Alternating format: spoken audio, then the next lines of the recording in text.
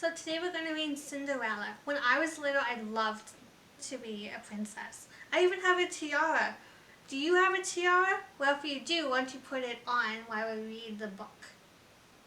Once upon a time, there was a beautiful girl named Cinderella. She was so kind that even the mice and the birds were her friends. Each morning, the birds woke up from her sweet dreams with their song. Cinderella lived with her cruel stepmother and her two stepsisters, Anastasia and Drusilla. They treated her like a servant. Cinderella had to do all the cooking and sewing and washing and scrubbing. Her stepsisters never did any work. One day a royal message came to the house. He brought a letter from the king. The stepmother read the letter. The king has given a royal ball for the prince that night. Each girl in the kingdom was invited. Which means I can go, Cinderella cried. Her stepsisters laughed. Imagine Cinderella dancing with the prince, Drusilla cracked. She's only fit to dance with a broom, added Anastasia.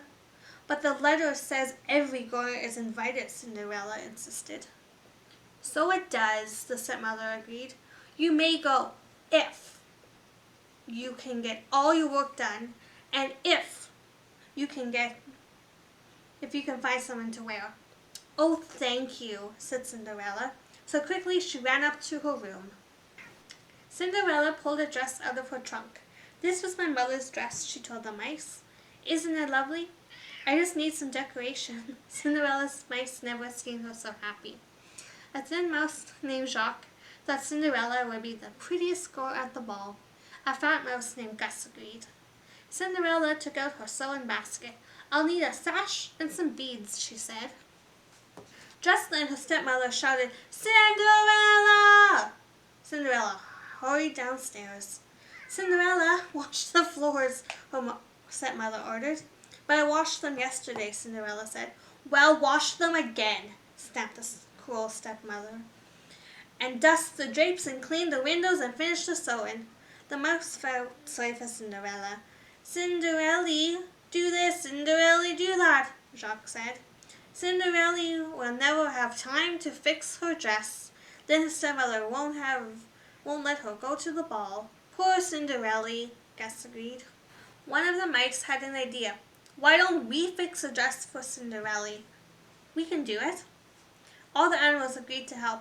Gus and Jacques snuck into the stepsisters' room. Drusilla and Anastasia were getting ready for the ball. This sash is old, Anastasia said. These beads are horrible, Drusilla said. They threw the things away. Gus and Jacques took the sash and the beads. Pretty, pretty, Gus exclaimed. Shh, Jacques hissed. He was afraid they would wake Lucifer the cat. But the mice made it safely back to the attic. Soon, every beak and paw were busy. The animals measured and cut and sewed while they worked. Cinderella helped her stepsisters with their gowns. Soon it was time to leave for the ball. Why, Cinderella? Her stepmother sneered. You're not ready. What a shame. Cinderella slowly climbed the stairs to her room. Oh, well, what a royal ball, she said. It would probably be dull and boring and, Cinderella sighed, completely wonderful. But her dress wasn't finished. She couldn't go. Cinderella opened the door to her room. Surprise! Shouted the mice and birds. Cinderella thought she was dreaming. Her dress was beautiful. Oh, thank you, Cinderella told her little friends. She put on the gown and hurried downstairs. Isn't my dress lovely? May I go to the ball? Cinderella asked. Anastasia and Drusilla gasped. Mother, she can't. Well, we did have a bargain, began the stepmother. At the moment, the sisters recognized the things they'd thrown away. My sash, Anastasia wailed. My beads, Drusilla shrieked. The sisters tore at Cinderella's gown. They took back the sash and the beads. Cinderella was left in rags. Then Drusilla and Anastasia went to the ball with their mother. Cinderella ran into the garden. She tried to remember her sweet dreams, but she didn't think they would ever come true. Her animal friends had never seen her so sad. There's nothing left to believe in. Nothing, Cinderella sobbed. She didn't notice the lights that twinkled and danced all around her, and Jacques and Gus did. They could hardly believe their eyes. The lights turned into a kind-looking woman. The woman patted Cinderella's head. She said, "You must believe in something, or I can't be here. And here I am. So dry your tears. Now, where did I put my wand?" The woman was Cinderella's fairy godmother. Everything she needed to help Cinderella was right in the garden. The fairy godmother was very pleased. "Hop in, my dear. We can't waste time," she urged. "Don't you think my dress—" Cinderella began. "Good heavens, child, you can't go looking like that," said the fairy godmother. Bippity boppity boo! Suddenly, Cinderella was wearing a gown of her dreams, and on her feet she wore glass slippers. The fairy godmother said, "Like all dreams, my magic must end. At midnight the spell will be broken." Cinderella promised to be home before midnight. Off she rode to the ball. The ball had already begun. The king was not very happy. He wanted his son to marry. The prince had danced with all the girls at the ball, but he had not fallen in love with any of them. "Love at first sight only happens in fairy tales," the duke told the king. At the moment Cinderella made her entrance, the prince stared in wonder. Here was the girl of his dreams. The prince asked Cinderella to dance. Cinderella and the prince danced around the ballroom. Everyone wondered about this beautiful girl. "Do we know her?" Drusilla asked. "The prince seems to," Anastasia said jealously. "There is something familiar about her," the stepmother said. When the dance ended, Cinderella and the prince walked into the garden. They were falling in love. Suddenly the clock began to strike midnight. "I must go," cried Cinderella. "Wait!" called the prince, but Cinderella couldn't wait. As she fled, she lost one of her glass slippers. The prince showed the glass slipper to the duke.